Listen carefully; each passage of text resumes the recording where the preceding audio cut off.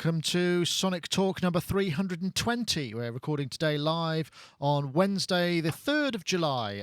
It's the 4th of July tomorrow, which is Independence Day, I believe. So I can say with some certainty that that will be a day of celebration for at least one of our guests. But I also want to say thank you very much to our sponsors. Obviously, we've got Isotope, who are sponsoring the show. We do have another competition, and there will be news of the winner of last week's competition and news of the next competition too. So first of all, I'll go to the said 4th of July celebratant, and that is Mr. Rich Hilton, who is actually, well, where are you, Rich? I'm in Cornwall. Excellent. Whereabouts are you in Cornwall? At the Cornwall Hotel. the only hotel in Cornwall. Well, I don't know if that's true, but it's funny because when the driver asked us last night where we were staying and we said the Cornwall Hotel, he said, "Really?" Like he didn't know that such a thing existed. Ah, brilliant. It's the hotel that's representing for the whole of Cornwall. I hope it's up to scratch. It's really beautiful here. Fantastic. Rich, of course, you were at Glastonbury at the weekend. We talked about Glastonbury previously and had some great festival tales. And we watched with envy, I certainly did, your performance at on the West Holt stage, formerly the Jazz World stage, with Chic and Nile Rodgers. And I think it's fair to say you absolutely rocked it. And it was one of those very special Glastonbury moments, which I think I predicted, I would like to say as well. So how was it? Oh, it was great. It was really exciting. We had a wonderful time. I thought we played well, and were incredibly well received. Yeah, there was much waxy. There was the notices were fabulous. I think the Guardian guy, I forget the quote, but it was a brilliant quote about something about the perfect pop executed perfectly by a fantastic band, something along those lines.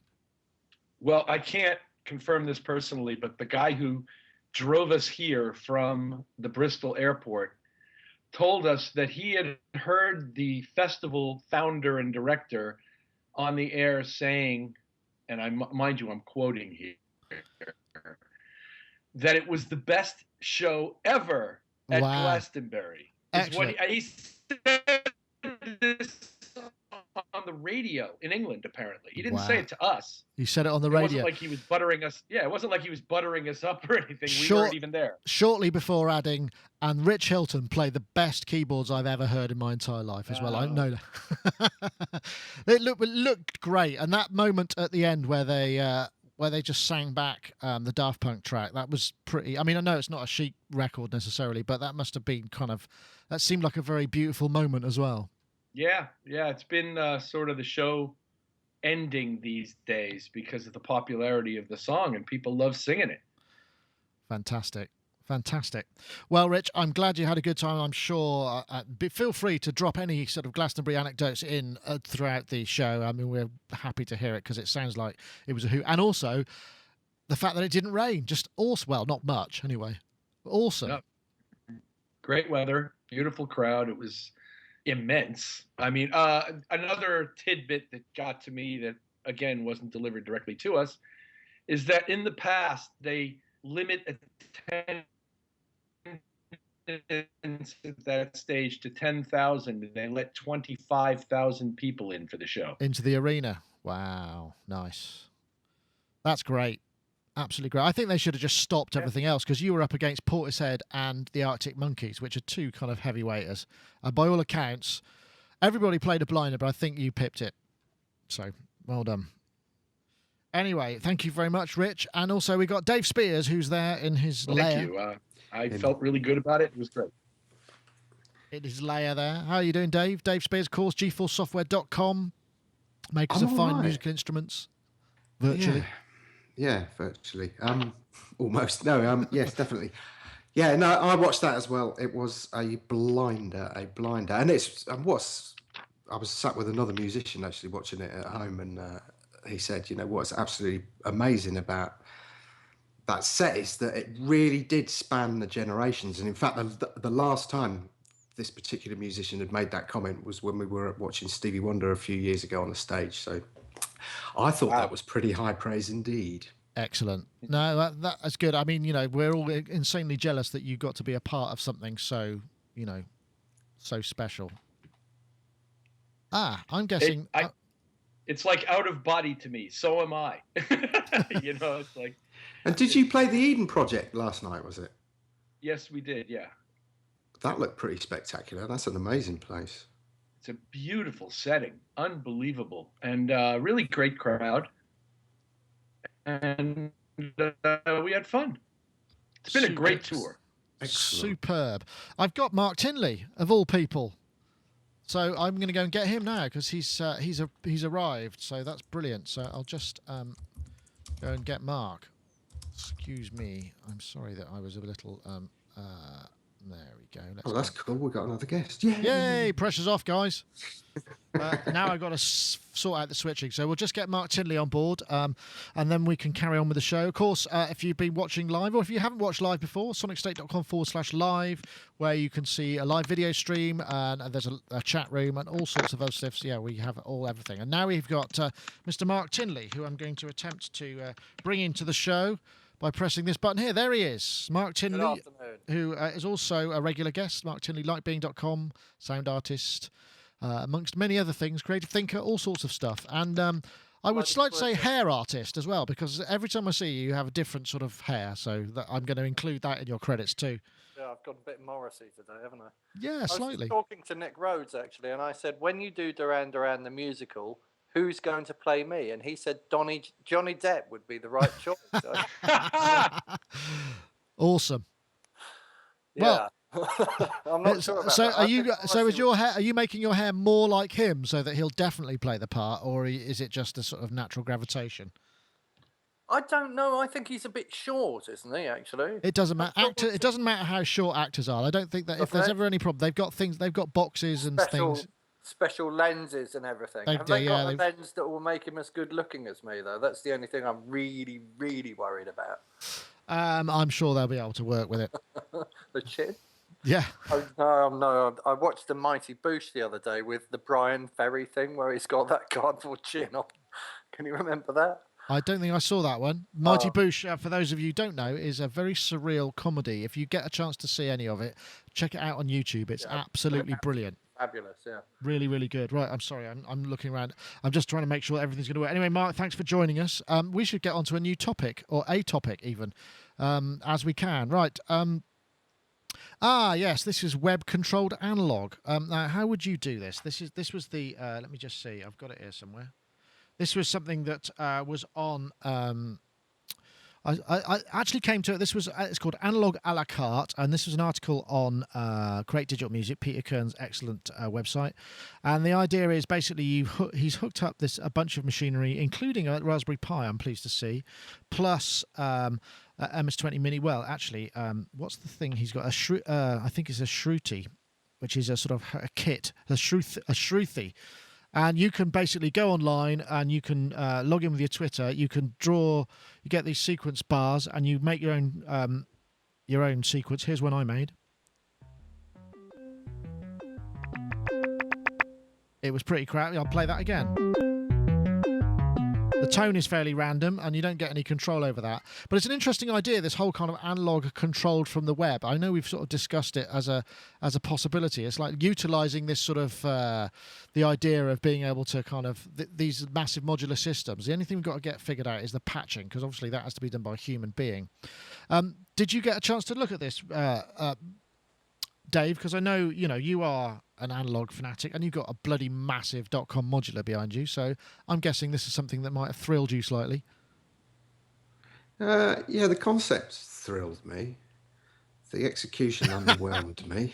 Underwhelmed. Well, I can fix that a little bit, but yes, carry on. No, it was just interesting. Obviously the first thing I did was put it out to John and say, so how do they do this then? And he said, actually, there's a number of ways he'd do it, but he said his suspicion is he's just got a sequencer type thing on the Raspberry Pi which produces control voltage, and then all you need to do is transfer the sequence from the web server to the Raspberry Pi. And that is what I suspect is all there is to it, really. Oh, did we mention this last week? Am I having deja vu? Oh, God, I hope not.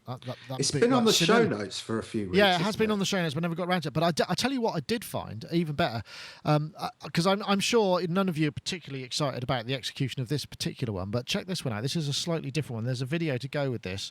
I'll start with this. This is Paradiso synthesizer, which is by a chap called Joey Paradiso, who's at MIT.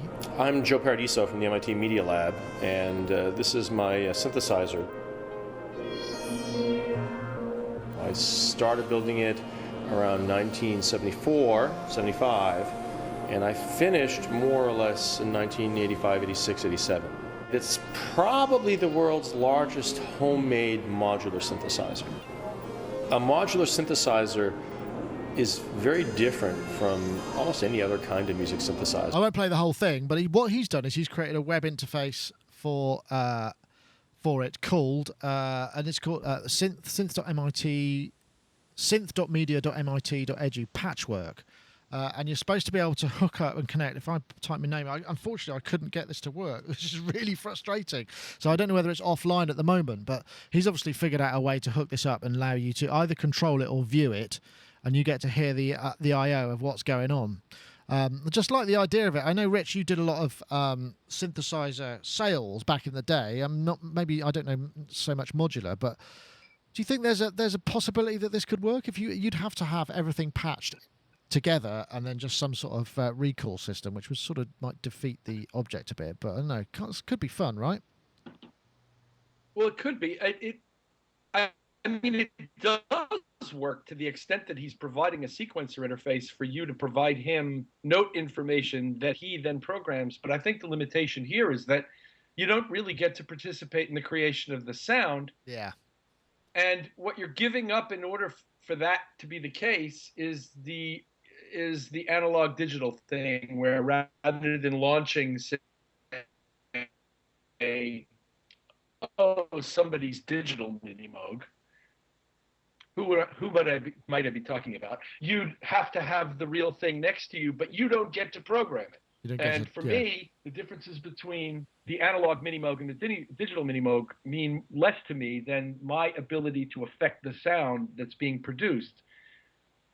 But in this era of much analog romance, I can see the appeal for this because it offers hardware to people who wouldn't otherwise get to control it. Yeah.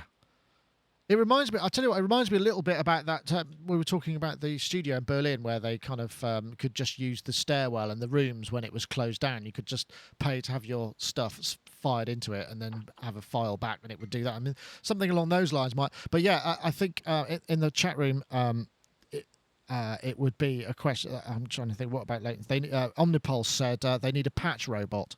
So if you could have something like a picker, like you get in those kind of massive Thomann warehouses, that just sort of a robotic arm that kind of went dink, dink. That, I mean, you could probably watch that for hours in the same way in that bizarre way that people post YouTube videos of themselves playing video games and they get massive numbers of hits. There's something obviously quite engaging about people wanting to watch that.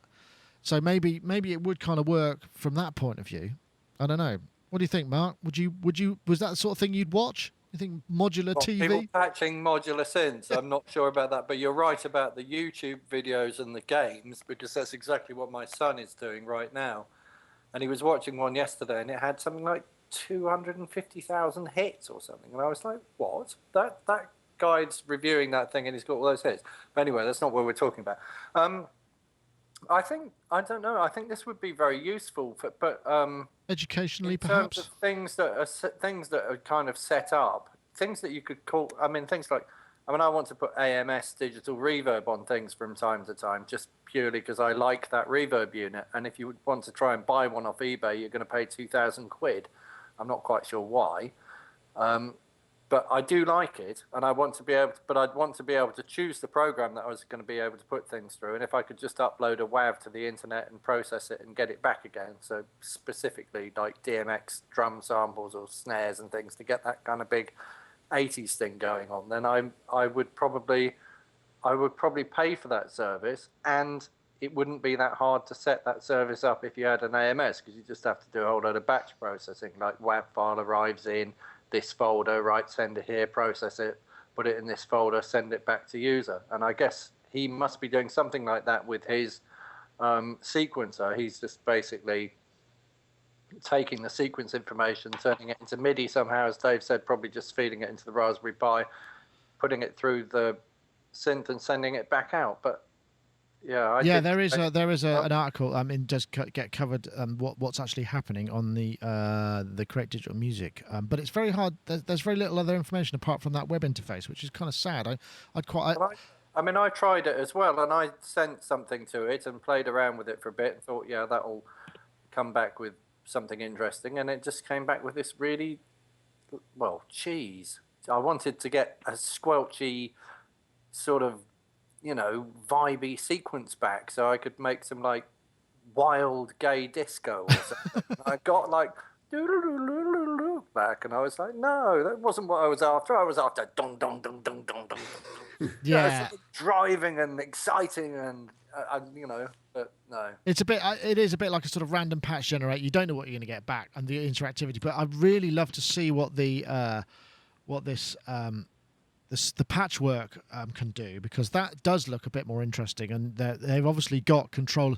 I don't know, because it just says connecting the whole time, so I'm guessing it's still early in the morning. Maybe they haven't turned it on yet. So right. So it's not. Or it's a person, isn't it? It's a person behind the scenes running around going, where? Hang on a minute. Oh, bugger, wrong place. It'd be brilliant, wouldn't it? It would, yeah. If we said to you, Dave, right, we want to see that thing behind you online and to be able to interact with it. I mean, how would you do it if you had to think of a solution to getting that thing online and making it interesting for people to interact with? What would you do? You've got to really come up with some kind of automated patch bay, haven't you? That's the only way to do it. There is actually. We did a review of. There is an SSL one, which is expensive. It's a 16 by 16, and I'm not sure if it handles CV, because it's not whatever it has to be to do that. But there must be a way to do that. Could you imagine, like, listening to what people are submitting via the web?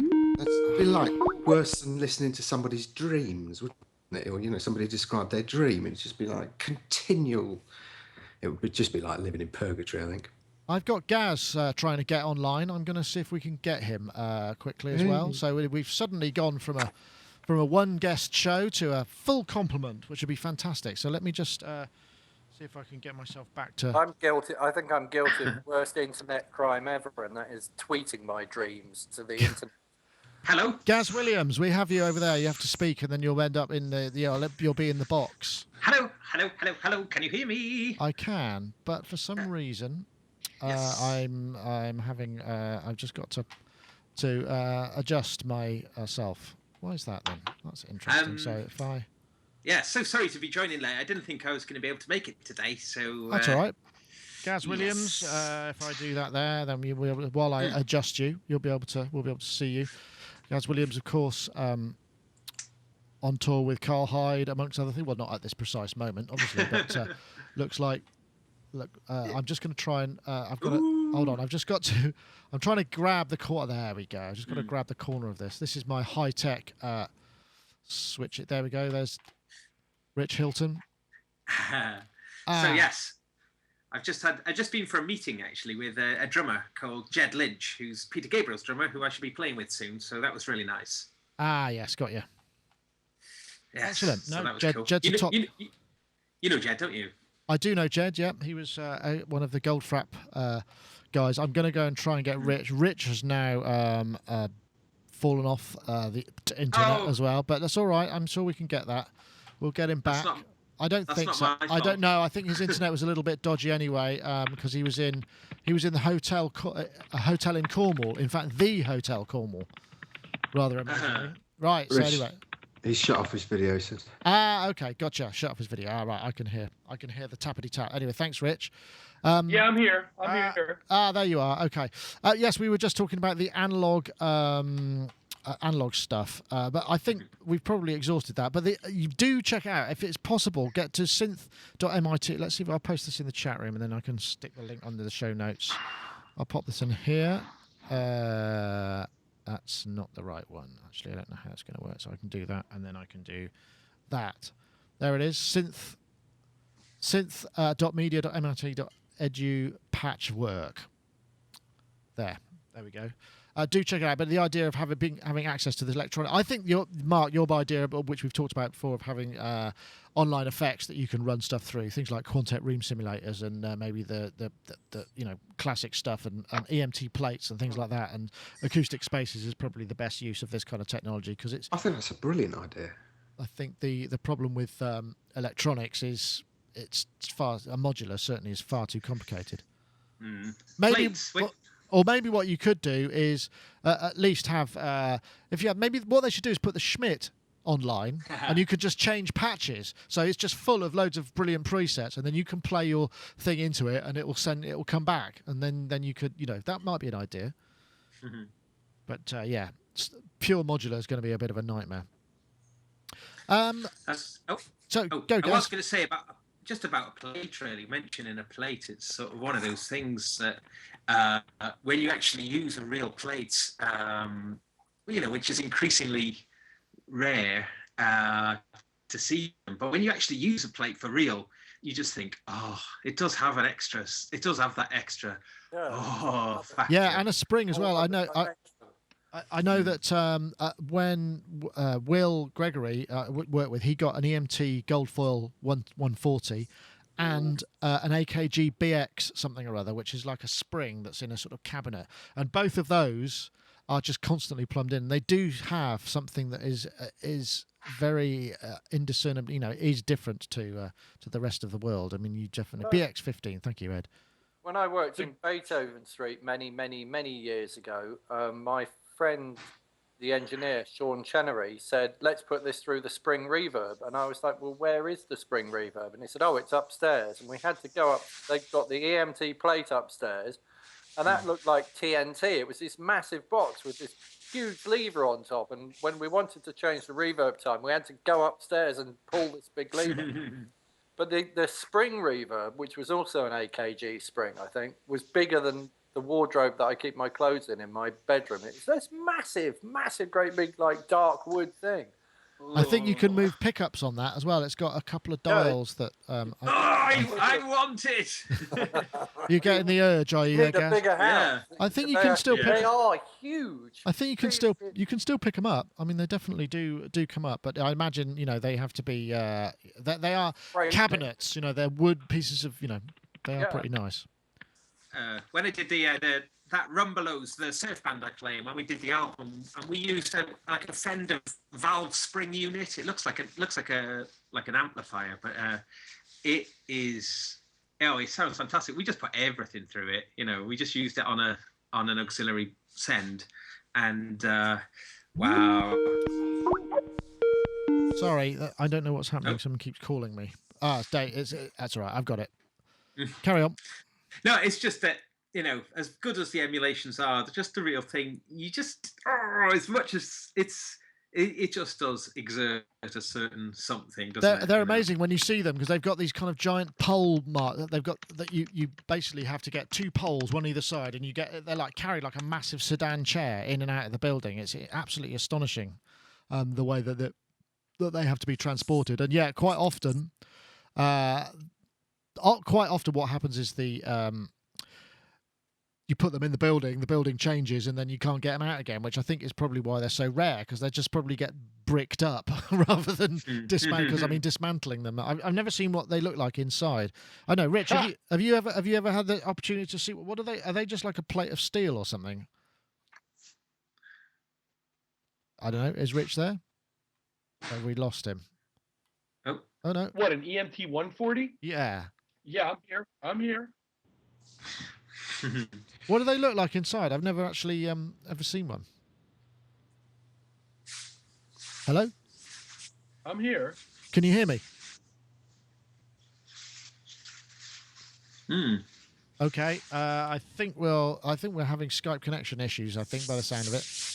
Well, anyway, that was a great idea, and we'll come back to it another time. But right now, I think we'll go on to Setting up, yes, here we go. This was an article by, we recently had a blog post by a guy called Adam McClellan, who just basically posted 10 tips to speed up your workflow in Ableton, which seems, it's a fairly, but it got me thinking a little bit about it. All these things that we subconsciously do when we get a new DAW or we get a new machine and we have to kind of learn these.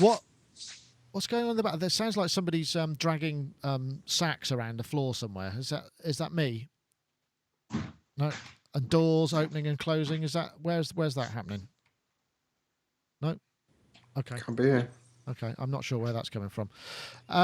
So anyway, it got me thinking a little bit about how you set up your kind of defaults. Where do you go? What are the first things you reach for when you're going for workflow? Like for me, I have a set of key commands that I try and use across all sorts of things. So that's the thing that I first will do is I'll go to the key commands so that I've got some sort of consistency across various software. And I don't know what anybody else does. Perhaps, Rich, are you there? Are you receiving us? I'm hearing you now. Okay. What do you tend to go for? I'm hearing you now. I'm sorry. I'm not sure where we are in the thread because I kind of zoned out in the EMT discussion. Ah, yes. I'm sorry. We kind of lost connection there a little bit. I was thinking we moved on to another topic about the idea of what do you do for defaults for kind of speeding up workflow when you're maybe using a new DAW or you've got to set up a new machine, you can't move your key. What do you tend to go for straight away? With me, it's key commands. I try and get consistency across all the packages I use. What do you tend to kind of reach for to kind of speed up your working method? I try to learn each thing for what it is and not ask it to duplicate what the other thing does. Oh, okay, that's interesting. So you work to it then, generally? Exactly. Ah. Rather than try to force it to work to a workflow that I developed somewhere else. Do you find that easier? I mean, I find that hard to then try and recall all of those various different ways. I'm not constantly finding I've been working in Logic recently. It's not easier, but it's more effective. Right. That's an interesting concept, actually. I'm guessing I kind of go the opposite direction. What about you, Gaz? Yeah, I might be a bit more with Rich on this one. I have saved my Cubase. Not sure you guys are hearing me. Key commands, and I have tried sort of bringing them in to another piece of software, but I generally find that it's I find that can sometimes be counterproductive. And a good example of that would be something like if you use Reaper as well as another thing. I use Reaper a lot for live recording. When I'm out in the field, that kind of thing. And Reaper has got this very different workflow. Reaper is a toolless DAW, so you don't use like shortcuts to swap to the scissors and do all that kind of stuff. It's much more to do with mouse gestures and where you position things. So that negates being able to do key commands. Some key commands, play, stop, record, those kind of things for sure, but and Ableton Live again has a completely different workflow than all the rest. And one thing I have done though is that one of the controllers that I've got for my iPad, what's it called now? The one that's that it's like a Mackie controller. What's it called? Touch DAW? No. It was the first one that did it. It's like a Mackie Huey. Right. Yes. I think that is that not Touch DAW? Anyway, yes. Okay. No. So I have used that. AC7. That's it. Thank you, chat room. AC7. Thank you, Ed. Yes, AC7. And I've used AC7. I've used AC7 because AC7 just uses the Mackie protocol. So, and that is actually a very good app. Works very well. So yeah, I've used that, and that's been helpful for those situations. But as Rich says, I think the DAWs do have their kind of quirks to them, and what works on one doesn't necessarily work on another. No, I suppose I just try and kind of do things like, okay, I want start, stop, play, cycle, jump to locator 1, left, right. split the pattern at a certain point, just really sort of basic patterns. So the real fast everyday things that I would use, I like them to be the same across as many software packages as I can, and that definitely makes a difference to me. I mean, Dave Spears, do you find that because I know you work in Logic a lot, but you presumably have to test in a lot of different environments, do you bother to customize them so that you can kind of get a continuity yourself? I mean, what do you tend to do? I'm sort of half and half on this. We do have a bit of a philosophy that you start from the ground up with everything. So when I am introduced to a new DAW, it's like, okay, so how does this work? What's the philosophy behind it, and how can I extract the most out of it? And of course, I work on an Apple, so you can guarantee that, and if you're working on a Mac, something will come along at some point and totally screw your life up. For example, when I moved in here, I got a glass desk, which I explained before, which then negated the fact that I couldn't use a mouse because the mouse wouldn't track on the glass desk. So I bought the Magic Trackpad, which made my OS, all the windows scrolled in the opposite direction to my laptop. You can fix that though. Yeah, which I managed to fix. So there was another kind of, hour setup. And then I went out and bought the little mini keyboard, which of course there's an extra button down here, which means that all my key commands for Logic were kind of one button out. So that kind of took a day of relearning. In fact, Jem and I were kind of laughing about that. So I think it's a kind of mixture of both. You try and coax this stuff into the way you work, but ultimately it controls you. And actually the other day, I received a build of something which is only a Mac VST. So aside from using it in live, I thought, right, I better just test this in Cubase. So I loaded up Cubase 7. My God, I realized I was completely out of touch with all things Cubase, which is ironic because that's kind of what I started on in the Atari days. In fact, I got so close to calling Gaz and just going, Gaz, talk me through and I can't even remember what it was, but it was like the most simple thing. And it was like, I don't know how to do this.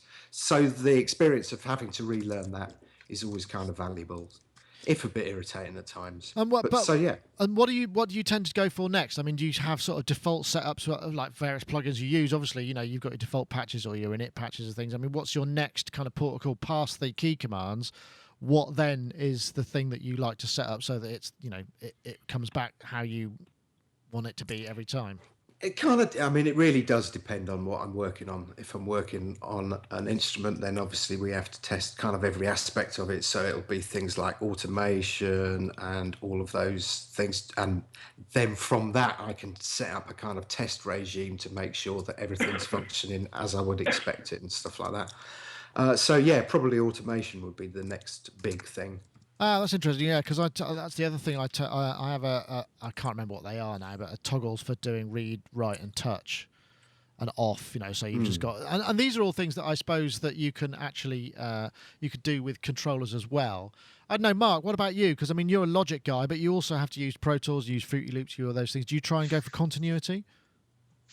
I'm now extraordinarily lazy about the whole thing, and after I've installed the program, whatever the key commands it comes up with are the key commands that I'll just go with, because I went through a phase of customizing, was it Windows? Yeah, and having a nice desktop and making sure that every single key command that I had was all in like kind of alphabetical order and relational, and I just found I spent so much time messing around with all that stuff, and even to the point where even when I did that, I couldn't remember the key commands.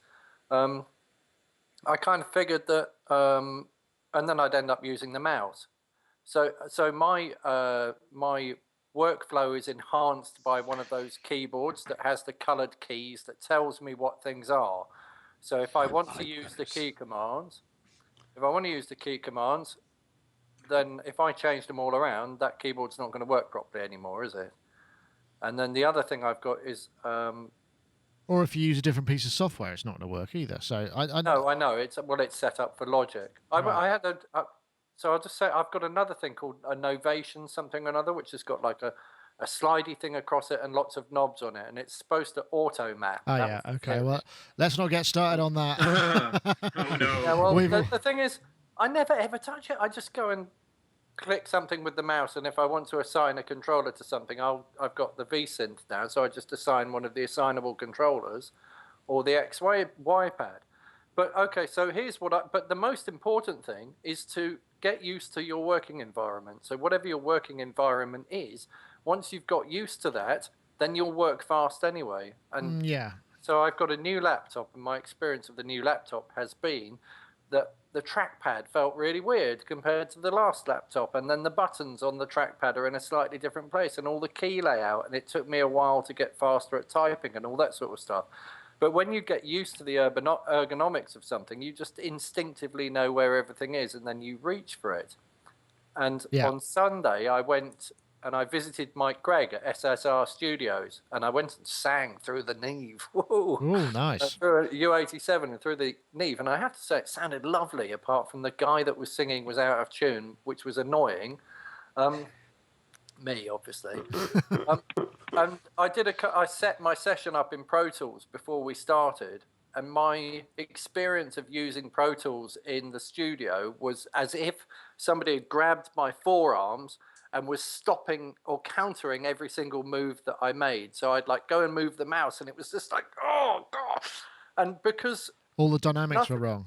Yeah. But nothing to do with Pro Tools being wrong or anything being wrong. It's just like the keyboard was on the Neve in front of me, the mouse was off to the side on a mouse mat, so all the relationships were wrong. The size of the keyboard was different to the one I usually use. The mouse tracked at a different speed, and it just felt really. And the screen was much further away, and it just felt really, really, really slow and really frustrating. That's interesting. You should mention that, because one thing I've done to counter that now is I just have one of these and one of these. So whatever laptop or computer I'm working on, I just take those with me, and then that's what I get used to. Same here. That'll speed everything up more than any other thing. That will speed stuff up because you're used to that ergonomic kind of fit, and you'll lay it out and set it up right in the way that you always do it. I do dislike that. I can hear you, Rich. Yes. I took I'd say a couple of weeks to get used to the Apple trackpad, but now I love it, and I'm very happy that the interface on my laptop and the interface on my desktop are basically the same, and I can use the same set of gestures with each. But it did take a learning curve to get there. Yeah. But if you're learning something that is then actually, going to be consistent across platforms, it makes sense. I mean, I'm still fighting you with the key commands. I think, there are certain things like stop, play, record, things that you want to hit quickly. They have to be consistent across all software. I don't really care what I'm using. It has to be the same. Otherwise, if I'm in creative mode, I go, I need to stop there, I need to go here, and I have to think, hold on, no, that's the wrong one. It just blows everything out of the water. And I suppose I could use a controller for that. Pretty much everything starts and stops with either a space bar or the 0 key on the numeric keyboard at this point. It's the problem is a numeric keyboard is you don't have them, do you, on laptops or on those little Bluetooth keyboards, and like something like Cubase, for instance, heavily relies on the trackpad. The trackpad is like where the action is for the transport controls. So like I'm up here now. I've been doing some work. Sort of, I'm up at my parents' house, so I'm just doing some work on my laptop on Cubase with a blooming dongle, which drives me wild. Dongle, it set me off again now. Easy. Just sorry. Yes. Right. Deep breaths. So yes, deep breaths. So it is a bit annoying, really, that you don't have a. You can get a little dongle. Please show the dongle. But it is a bit annoying that some software is so heavily reliant on the keypad, and yet they are almost laptops, as I say, certainly in the Apple land, unless you've got the wired keyboard as well, you just don't have those very important controls. Well, the trick is don't use the numeric keys. I guess you just got to kind of stick to the other stuff, and then hopefully that'll get you through. But yeah, that is a good point. We do have an ad to play, which I probably should do, because afterwards I'm going to announce the winners. I'm going to announce the winners of the competition. I could just see Dave Spears holding up a whole load of dongles there. I'll give you a little bit of it. There he is. Look at that. 2 eye locks and something else. I don't know what that is. Gaz is getting angry now. Okay, right. Well, I'm going to play our ad because I want to say thank you to our sponsors. So, of course, this is thank you very much to Isotope. Assuming it actually plays. There we go. Isotope. Trash 2. Now, Trash is an incredibly powerful dual-stage distortion, multi-stage, multi-band distortion, versatile, lots of capabilities, subtle, warm, and extreme. You can go for real sort of totally mashed up to really quite subtle, almost vintage type tones. It goes beyond distortion. It's got formant, vowel formant capable dual filters, delay and dynamics module, convolution engine, so you can actually have spaces around it as well. You can download a free 10-day demo of Isotope Trash today, right now. isotope.com/trash. We thoroughly recommend that you do. There's a Trash 2 cookbook now available for creative recipes using Trash 2 in your mix.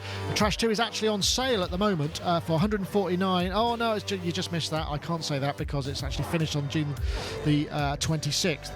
But really well worth checking out the Trash side of things. Isotope are basically, it's a powerful era of audio mangling, distortion, experimenting, because as we know, we all love to do that in an environment, and a single plugin that allows you to do all of those things in one place is really amazing. I mean, as you know, Isotope stuff is generally very well made, really nicely.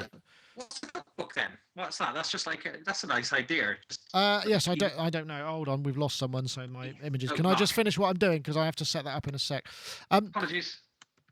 So, yes, and we do have a competition winner. Last time, I think I asked, what's the worst thing you've thrown up? No, that's it. What's the thing that you like? How do you like to create distortion yourself? I have a winner called I'm going to have to pronounce this. Ikarugamu. Who 5 days ago on the YouTube post, my favourite way to distort is just to keep turning the damn sound up, resample, then up again, then get a microphone, the less high quality better, sample that sound back in via the mic with a piece of greaseproof paper over the woofer for extra rattle, mix the dry and crush signals, rinse and repeat if necessary. Obviously, Trash 2 would save me so much time and consequently sanity. I think that actually is, we have to make him the winner, because otherwise he's going to lose his mind. So basically, we want to say thank you to him for winning. And this week, Isotope are going to give away, again, another copy of Trash 2, in fact. And what I wanted to do is, what's the most musical thing you found in the trash or dumpster or bins, depending on your continent? Something that is most useful musically to you that you've that's been thrown away by somebody else that you've found. It's kind of slightly linked to the first competition, which was what's the worst thing you've thrown away accidentally. But so yeah, just leave them in the comments below, either on the Sonic State pages or on the YouTube post of this link of this video. Leave a comment below and we will pick a winner, and the Isotope Fairy will bestow you with Isotope Trash 2 into an account, so you can win. So once again, we thank you very much. And in the meantime, get down there and download your free copy, isotope.com/trash. Right, we seem to have lost Mark. I'm guessing he's probably crashed, so I'm sure he will try and join us as soon as he possibly can. Oh no, we have him back now. That's all right. So we can get right. I have to scroll down again to find out what the next thing was. Oh yeah, this was interesting. There was this. Basically, there was a topic on performance anxiety. I know this might not be a very comfortable topic, but there was a chap who posted. He said, I wanted to. I've been asked to join a band again. I haven't been in a band for years, and I thought, oh yeah, I fancy it. Then I remembered how nervous I used to feel before gigs, and what. Well, obviously, that's quite debilitating for a lot of people, and it can be for many people, including actors, all sorts of people who perform. You can get these really crippling sort of feelings of worry and what have you, and it's something that's quite common to performers. And I'm going to have to start with Rich if he's there, because he's just played to 25,000 people, including several million probably live TV viewers. Do you get nervous before gigs like that, Rich, or do you kind of you pass that these days? Oh, I've all that set up and he's gone. Oh, Gaz, what about you? Because you're the one who's been playing some large concert venues recently, doing some big stuff with... oh, no, hold on. I've muted it. Rich, are you there? He's there. I'm terribly sorry. That was my fault. I muted it because there was some keyboard sound. So Rich, do you the question still stands? I don't get nervous if I know what I'm doing. It's that... I get scared to death if I don't know what I'm doing. Yeah. It's that dream. It's like the dream of finding yourself in town without any trousers on, isn't it? It's Well, not exactly, but something like that. Yeah. I have that dream as well. It's bizarre. I have a dream that I know people in bands who play and can perform and do all those things, of which I cannot. And I've just asked, can you just come on and play keyboards for this set? Because we, Dave's not here or whatever. Can you? And I don't know anything. I have no, and I'm just standing there, and it's 1, 2, 3, 4, and that's my biggest fear. So I'm guessing, yeah. That really even wouldn't worry me that much. It's just that if you go on stage with people of the caliber I'm going on stage with, there's really not a lot to worry about. I guess if the worst comes to the worst, you could just not play, and they'd probably cover for you. No, I have to play. The stuff I play is integral textually to the music. But no, it's just having confidence in the people you're with in the overall situation. Right. You lost me then. Yeah, we just lost. Yeah, I agree. I mean, and that just sounds like. I mean, that sort of thing. It's that oh my God, what's happening? The keyboard stopped working, or what is this I'm playing? I don't understand what's going on. All of that has happened. Yeah, all of that has happened. It doesn't worry me. When I was in college, we had a choice between playing a 15-minute jury in front of the entire piano faculty in a tiny little room where you could hear their pencils on the paper while you were playing, or playing 5 minutes in front of the entire student body of piano students. And I always chose the 5 minutes. Right. In front of more people. Yeah, because I don't care about that. It's just 15 minutes where I can hear their pencils go, and that'll drive me nuts. Yeah, I mean, you've got some energy, haven't you, when you've got an audience like that? It helps, and I'm only going to play the 5 minutes I know I can really play well. The piece that I play the best. Right, and you can choose it. Right, that's all the difference. But I should also say I've been playing professionally since I was 15 years old. Right. So the intimidation aspect is sort of not what it is maybe for most people. I don't know most people, but Sure, I got you. I know, but does anyone else do? I mean, Gaz, you're probably playing the next largest venues at the moment, with Carl Hyde, and also, I mean, because I remember when you did the Popeye thing, where it was incredibly technical, really, really difficult to play. I mean, you must have been bricking it, frankly. I mean, surely. Yeah, that was a very tricky show.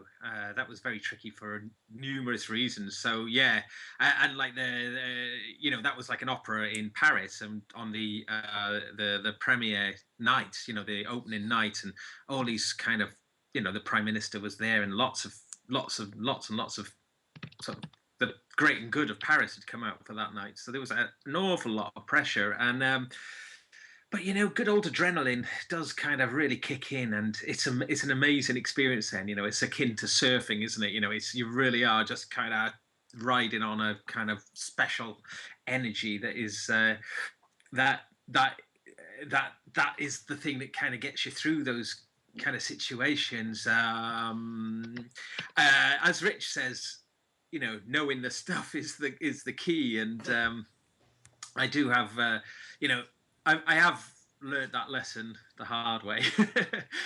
Try to bluff things, but it's being prepared. The 6 P's they say, don't they? It's prior preparation prevents piss poor performance.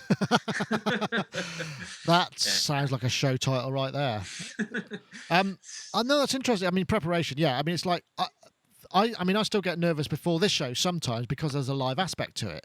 And when the technology starts to fall to pieces, or I have got nothing prepared, or I suddenly realise that I haven't prepared anything, sort of like this week's show, actually, to a degree, I still get that kind of feeling. I think the last time I felt that, I mean, because I don't really perform live, was when we were at NAMM and we were doing this live broadcast from the Persona stage. And there was this guy going,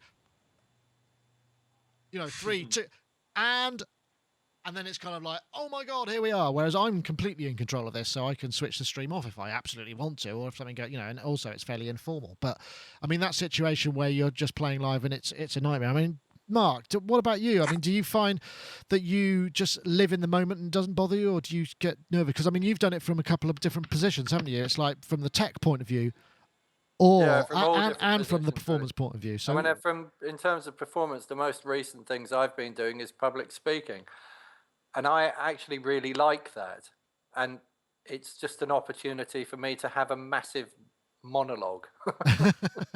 So I find it less scary than, I mean, the scariest thing for me is having a conversation with a small group of people. That absolutely terrifies me. But if I'm on stage delivering a monologue, that's okay. With Duran Duran, the only thing I had to do was press a button with play on it at the right time to get the backing tracks to start at the right time and to make sure I'd loaded. So I do get a bit muddled up between names of songs and things, and I'd sometimes get Save a Prayer muddled up with Planet Earth. I don't know why, because they're completely different songs. Yeah. But it's just because the letter P was in the title, and then occasionally I would so I had all the samples for all the different songs on different discs, and I'd put the discs in for the song in a second machine ready to start that machine after the last song had finished. And occasionally I'd suddenly realize that I'd loaded the wrong song. And then there's a lot of anxiety in that, in the shit, the wrong song's in the thing. I've got to find the discs for the right song, put the discs in, find the right sequence, make sure all this, and then that becomes very panicky. But yeah. And then before that, playing in bands, I had this really clever system for playing in bands. It was called drinking masses and masses of beer. So sometimes I could almost not stand up, and I'd go on stage absolutely trolleyed, and then And that but was then all right. the adrenaline, once the adrenaline kicks in, you suddenly find yourself with some clarity. So, and then you sort of, it's almost like it sobers you up, actually. Self-medication. Yeah, exactly. Self-medication. Yeah. That's an interesting thought. I mean, if anybody's frightened about... Oh, who we lost this time? That was Oh, Mark. it's gone. Oh dear, we're having bad Skype traffic today. Dave, Dave, terrible. it's your turn now. That sounded like we were about to get a really sage bit of wisdom. Yeah. I was waiting for that. Oh, I'm sorry. No, it was. I don't know all of the above really. I think, like Gaz said, it's dependent on you knowing the stuff. As long as you know, and also as Rich said, if you've got really competent musicians standing next to you. Also, it's instrument dependent. I can get away with murder on the drums by just looking at everybody else and going, why are you doing it wrong? Because I'm louder than everybody else. With delicate pieces of keyboard work, you're not going to get away with that. You drop a bum note and it's going to be really noticeable. But yeah, when I have to do demos and stuff, I don't generally get nervous, obviously because I know all about our stuff. But there's only one thing that's happened to me where actually I realised. You remember when we did the NAMM stuff with Wakeman? Yeah. We did kind of one in the morning and one in the afternoon. And the morning one, it just went so well. And we didn't rehearse anything. We just completely bluffed our way through it all. But it was an interesting conversation between him and I, trying to involve the audience. That when it got to the afternoon, it was literally like 5 minutes before we were due to start, I thought, oh, I hope this is as good as the morning one. And then all of a sudden, that kind of, the fear took over. There's a certain element of me that loves that. I do like that. I hate to admit this, but I really like being in the company when you can introduce something that causes a pregnant pause, that awkwardness. I love to see how people react sometimes. Right, I'll remember that next time you do it to me. Yeah, it's a cruel thing. I've never done it to you, but... No. Well, interestingly enough, no, but the other thing is obviously when you point a camera in front of people, which we want to do quite often, particularly when you bring them here and go, right, okay, we're ready for you now, and they sort of see all of this and the lights and the cameras and stuff. Some people really do go to pieces, and some people work very well. You can tell they're nervous, but they can still pull it together, and that's quite interesting how that happens, because that's a really that can be a very powerful thing, because it's not the moment, it's what you're doing then is recorded forever, and you don't get the chance to go back and change all the bits, and that's a slightly different sort of dynamic, so that doesn't work. I've seen terrible pieces of stage, it's terrible, instances of stage fright with some pro people who obviously I won't mention, but I mean, in some cases, would actually walk off stage mid-performance and be sick. That's just couldn't speak. That just must be awfully debilitating. I mean, I can't imagine what that must be like. It's just It's unbelievable. I mean, I was just like, so why are we doing this tour or what? But it's. I think it can just happen though, can't it? I mean, it really can. Yeah, absolutely. No, I mean, very, totally debilitating and quite frightening actually for an onlooker to watch, particularly if you have to kind of work with that person and support their every kind of move. You're like, okay, so how am I going to handle them tomorrow? Or it's a very weird thing. Yeah, it is indeed. I think we have everybody back. Mark, you've returned. You were about to finish your story. I was just saying about Toastmasters, and the one thing that it taught me to do is to actually be at peace with people when I'm in front of them and not doing anything. That's the worst thing for me. If I'm doing something, my mind's active and I'm involved in something. If I'm doing something with my hands, playing the guitar, any of that good stuff, and I'm just in the space of doing that. But the moment I stop doing things, if I'm standing in front of people, my mind starts wearing away. Oh my God, I wonder what I look like. And oh God, what if the people in the front row are looking at my whatever? Yeah. You know what I mean? I just end up in this kind of whole analytical nightmare of analysis, and then just going like, oh my God, I just want to run away. And at that point, the hour talk that you've prepared goes by in about 15 minutes. I had that happen to me. When I was doing a lot of sound for some CD-ROM games, and that was kind of my thing. It was after I'd done a lot of music. I was hired. Our company was asked to go to Australia and talk to a multimedia conference and do these things, and I had to do all these demonstrations of kind of different bit rates of sound, and if you make it like this and make it like that, and if you're going to make it low bit rate, then EQ like this and do this. And I had this whole talk, and they flew me all the way over there and put me up for 7 days while I was there. Or not 7 days, 5 days. I stayed a couple of days at a friend's house, and I went there and I did the talk, and it was supposed to be an hour, and I just finished in 20 minutes because I was so nervous. Right. Yeah. And I was like, oh God, now I really got. And it was like, it went all right, and nobody seemed to mind, but they could have been pretty hardcore. So no, you have to go back up. I want another 40 minutes, or it was something like that. It was significantly shorter than it was supposed to be because I was so nervous. I think I could probably handle that. I think I'm better now. I'm the opposite. They're normally begging me to stop. 4 hours later, and I'm getting into analog synthesis, and they're just kind of, can we go to the toilet, please? Brilliant. On the being sick thing, I go around the place. I will admit to this. On some, if there's a social event coming up, I will actually wander around my house retching, and like this, and like it's like being punched in the stomach. I get so uptight about anything social. I have a real hard time with it. But not so much with performance, which is kind of weird, isn't it? Really.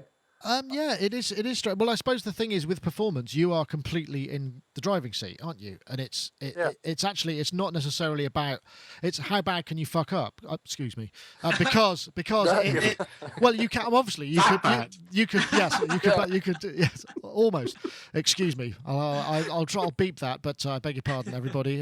That was supposed to be but so the point is when you're in charge, if I'm playing this piece of music, I know that I can play it this long, I could extend bits. But if you're in a social situation where people can be completely, they can throw something at you that you don't know how to respond to, then yes, of course. But that's I do weddings as well, so I was a civil celebrant at a wedding. I was actually quite nervous about that because that's somebody else's life that you're participating in. So if I'd made some horrific mistake at their wedding, then it could have completely ruined their day. And then it's not just that day; that's their whole life. So I'm very nervous about doing them, and especially with christenings as well, because I'm saying something, shouting something inappropriate at a screaming child. But no, I mean not that, but just it's that child that's a real special moment for a child when it's given its name in our culture. Sure. It's very important, and to fuck that up would all right. Well, sorry. Yes, it's my fault. I started it. Well, you have to do yours anyways. Yeah, anybody else want to have a go? No, don't. No, it's all right. Yes. It's sorry. It's always but it is. But it's an interesting subject, and there's lots of advice there. Again, this is the fabulous. It's the Reddit page, which is We Are the Music Makers. And there's loads of really good topics there, and there's lots of really good advice here, and things like from just get a little bit drunk to green teas to hardcore psychotropic drugs to all sorts of things. So you've got the whole gamut of advice there, and it's generally helpful, people. As your head says, I have hours and hours of editing ahead. Actually, it's no problem because, as I've said before, I listen to the podcast back at 1.5 times speed, so it's actually half as long. Apart from this live YouTube version, which goes straight on YouTube without any editing, because to edit and render an hour's worth of video is quite a long process. That is something else. Have I got any other topics? I think there was something else. Oh, concept albums. Oh, this was good. If we can quickly get this one in, this was great because this was essentially came from. Now, see if it's this guy.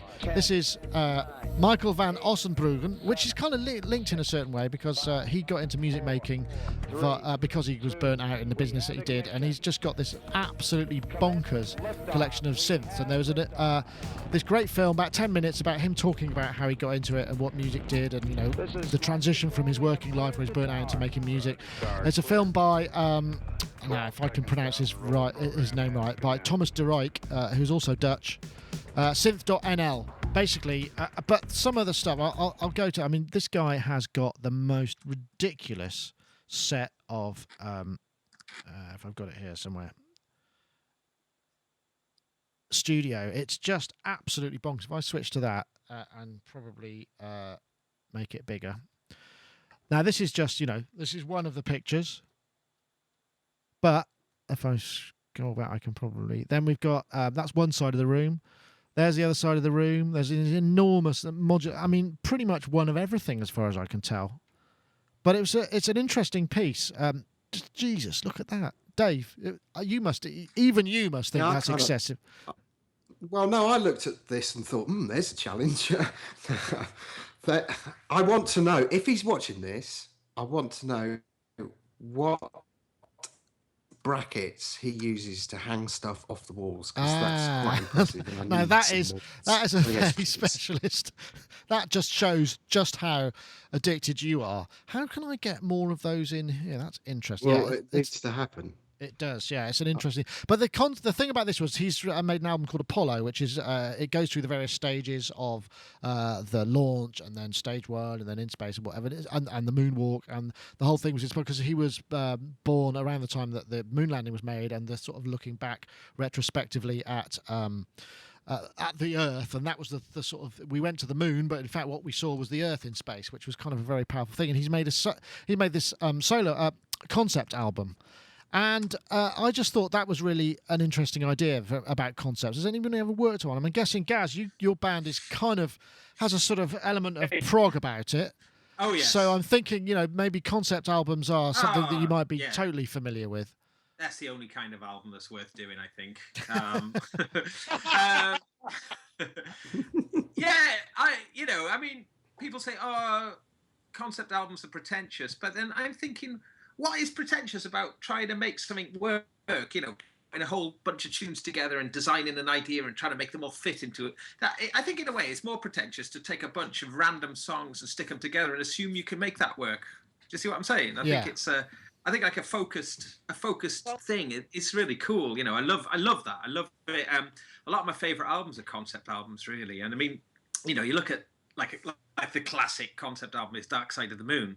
Now that is actually a brilliant concept, and it works as an album. I know there's probably some people out there who don't like it, but I think the majority probably would agree. It's a great album. It's probably one of the most famous concept albums ever, isn't it? Yeah. Yeah, so I mean, I think if you're going to have a concept, then it's worth having a good concept. Well, there's the tricky part, isn't it? That's Well, yeah, we did an album back in 2000 called Soft Eject, and Soft Eject had a concept in that it was we had a design for the album in that I wanted the album to represent the yin yang. In that, if you were to cut the yin yang in half and take away two sides, side A would be well, in our case, we did side A, which predominantly light with a hint of darkness, and side 2 was much darker with a hint of light coming in. And and in order to sort of reinforce this concept, to kind of create a concept, we created little bells across the album every quarter of an hour to act as kind of markers, and we made the album exactly an hour long, comprising of 2 halves of exactly half an hour each. And so this isn't like as a concept, it's quite a simple concept, but it was actually very nice because it meant that when we were fitting all the material in, we'd created this form in which to work within. So it's a simple concept, but it was really helpful for us because in some ways, I mean, could it be seen as a cop out in some, rather than a body of it's like a musical crutch in a way, because if you've got not a concept and you just you've got like, these are the songs I've written in this period of time, they have a coherence that's just joined together by where my head's at and all of those things. Is that enough? Because some of those classic albums are not necessarily concept, they're just a snapshot of that person or the band's where they are headspace wise. Is maybe more difficult to do because you've got less rules to deal with. I don't know. Is that a valid point? It's an interesting point. I think and probably a lot of albums retrospectively, I'm sure people will look at albums. In fact, I'm thinking about some things that I've worked on as well, and you sort of realize that there are threads and themes and virtually concepts there that you didn't necessarily be aware of when you were doing it, but to do with where your head's at and whatever, where your particular songwriting was going at that point in time. But for years and years and years, the idea of the concept album was that the kind of the punk idea that that it was a whole load of nonsense. Nonsense. No, I can't say that, can I? No. Okay. Load of nonsense. And the Sex Pistols never made a record called The Great Rock and Roll Swindle, which was a huge concept album either, did they? Right? Well, that's quite funny.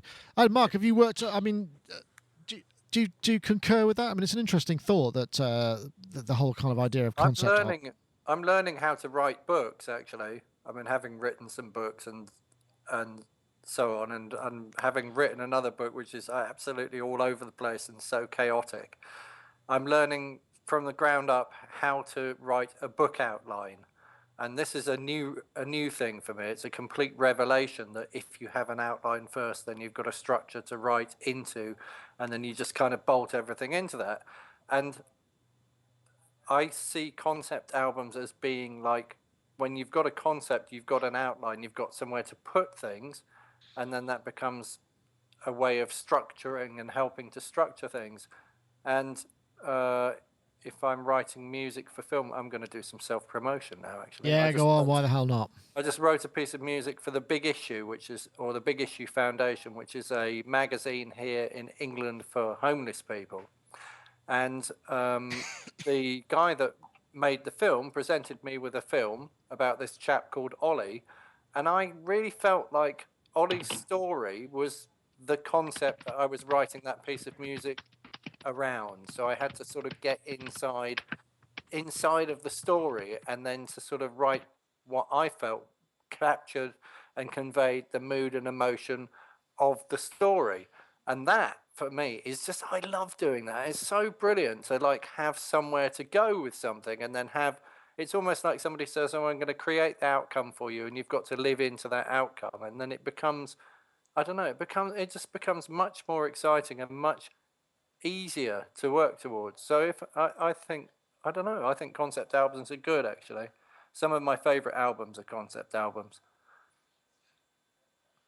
I think that's fair enough, and I think that's good. I think, we've talked about creative limitations, and in some respects, it kind of gives you a narrative to work to. We seem to be dropping. May I say something about yes, absolutely, Rich.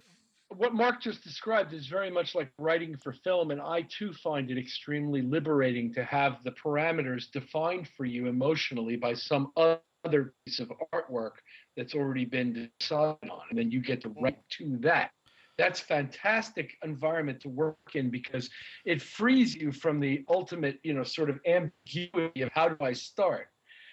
And further, I'm amazed that he wrote The Logic of Attraction without an outline. Yeah, amazed, impressed, and just blown away. That was kind of just Amazing. random, like talking into a dictaphone in the car. I mean, if there was any kind of outline, the outline or sort of structure for it came after I'd written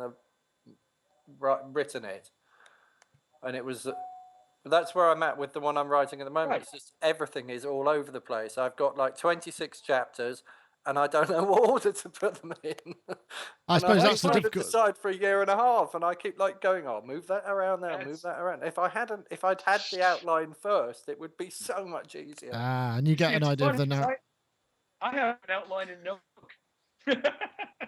One thing that gets me about concept albums, though, is that like they've largely vanished for the last however many years, and and they say, oh, it's tantamount to commercial suicide, that kind of thing. But yet you look at some of the biggest albums of all time, and they're very much concept albums. So I think that the general public actually do quite like a good concept album. Well, just calling it a concept album and naming it as such doesn't necessarily mean that if you don't do that, it's not a concept album. I mean, it just gives you a construct, doesn't it, to hang it off, which is, I suppose, the idea.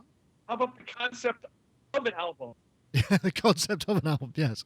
It's going to be 10 tracks. It barely exists anymore. It's going to be 10 tracks, and it's going to be 70 minutes long, and that's my concept.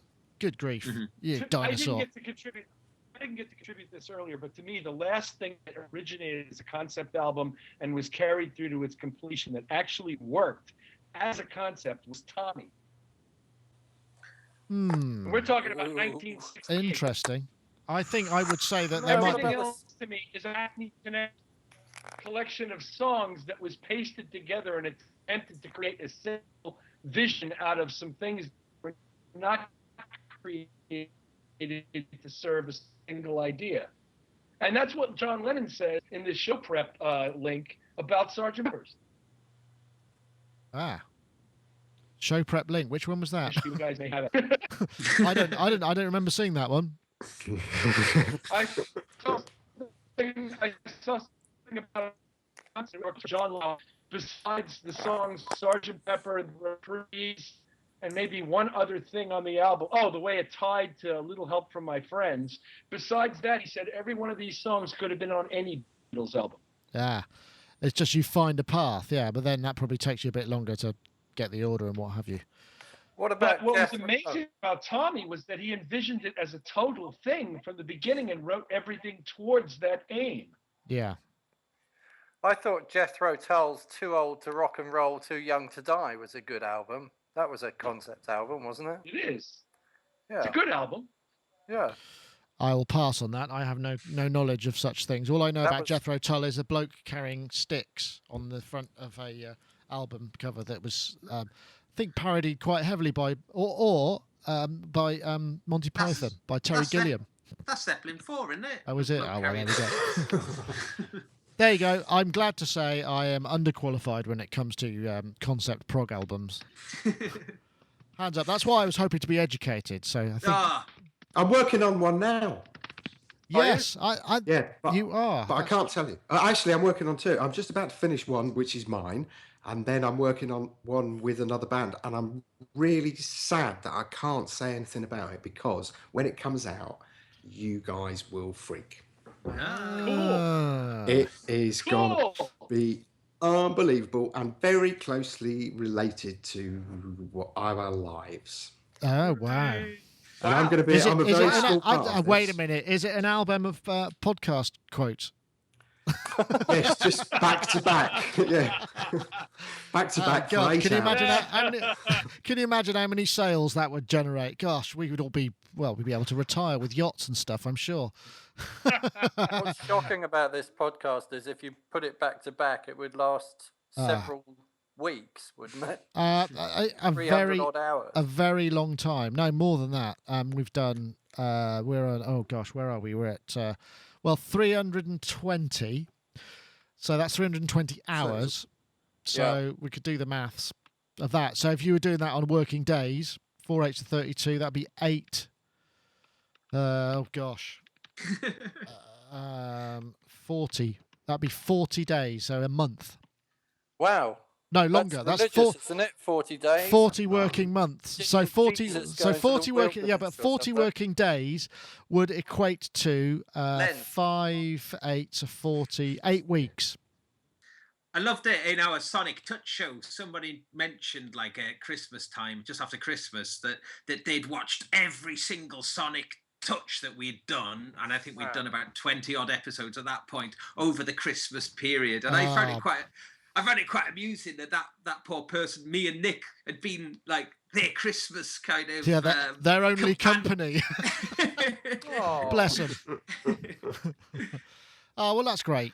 Yeah, it was good. Right. Well, there's very little concept to this particular podcast, but I do feel that we should be heading towards the final fade out. Just to pull it together into some sort of concept. So I want to thank everybody for joining us. And we've also got a little bit of a play out because Gaz has uploaded a video of a concept, a track from his concept album, which is called. I've got to scroll back to the top of my show notes. It's called. What's the track called? The track is called Born Taurus Man, and it is a concept song in the way as a kind of it's a bit of a kind of an analogy type song where it's based on a First World War kind of scenario, but it was a lot to do with what's been going on in I nearly said Amsterdam. I mean Afghanistan. Well, Amsterdam and Afghanistan are actually intrinsically linked in many ways, but not in the way that we. All right, well, I'll play that out. I won't play the whole thing, but I'll play a bit of it out. And but in the meantime, I want to say thank you very much to everyone for joining us. We'll start over there. Mark Tinley, thanks for hanging in there with all of our Skype traffic nonsense, and I appreciate that. As with all of our guests and listeners, I hope it's not been too disjointed for you. So thanks, Mark. You're very welcome. And I'm going to really do some more self-promotion, and I'm just going to click in the chat window and give people a link to go and watch that Big Issue film because I'm very proud of it. Okay, all right. Where is it? I thought it was great. Big Issue. Scroll down and watch the video of Ollie's song. Right, brilliant. Thank you very much. We will check that out. So I'll scroll up again. There we go. It's gone. Been and gone. Well, thank you, Mark. And also thank you to Dave Spears once again. Again, ditto to you. Thank you for hanging in there. Even your video's frozen, and I hope I'm going to get a good buy out of you. I got a good buy out of you. Oh, no, there he is. He's back again. It was just you're practicing your statue moves, aren't you? Is that the pause you were talking about? Yeah. So anyway. I come down and stand in Bath city centre going like that. Oh, and expect people to give me money. By the way, Nick Murray is losing. Oh, that's bad to know, but he can't be losing that badly. Oh, we didn't want to know that. Wimbledon. I'm going to be going to that shortly. Anyway, thank you very much, and also Rich Hilton, he's got his video back on. We better get to him quick because otherwise he might waft away. You'll have to say something, and your video window will magically appear in one of two squares, and then my reactions will have to be. I'm not. Rich is not making any noise, so perhaps not. I'm very grateful. There we go, Thank Rich. you for putting up with this.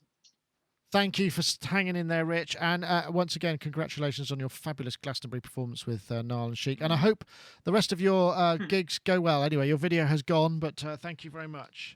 Oh, I'll get the right lower third then. Thank you. And of course, finally, Gaz Williams. Thank you for joining us as well from I shut it off. Welsh Wales. Thank you. Yes, you're welcome. North Wales. Deganwy in North Wales. Right. Great. Well, Gaz, thank you very much, and we'll have to pause now. I'm going to hit the play button, and this is of course, let's not forget. Don't forget you can win your copy of Isotope. It's trash. Leave a comment about the best musical thing you found in the trash dumpster bin. Skip. Insert. Receptacle of your international receptacle of your choice, but it has to have been thrown away by somebody else. Anyway, thanks again to them for sponsoring the show. Get your free download, and also there's a little twist to that as well, actually, because the best thing I found in the trash was these two huge long cardboard tubes, and one of the sounds I'm pretty sure it's made it into the ARIS sound library is of binaural. I had my binaural microphones in my ears and then these huge long cardboard tubes on my ears, and I was spinning round and round and round, and a car drove past. Wow. Did that get in? It did make it. Yeah, it did make it, and it sounded great. It's called The Man with the Cardboard Ears, I think. Excellent. Well, look out for that. So anyway, thank you very much. So yes, go and get your copy of Trash and leave your comments. Anyway, we're leaving you with the track from Gaz called Born Tourist Man by Rocket Gold Star. Born Tourist Man by Rocket Gold Star. Thank you very much, everybody, for watching.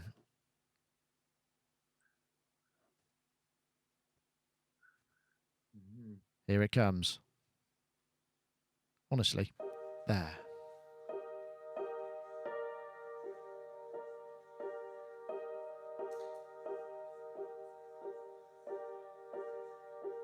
Born tourist man.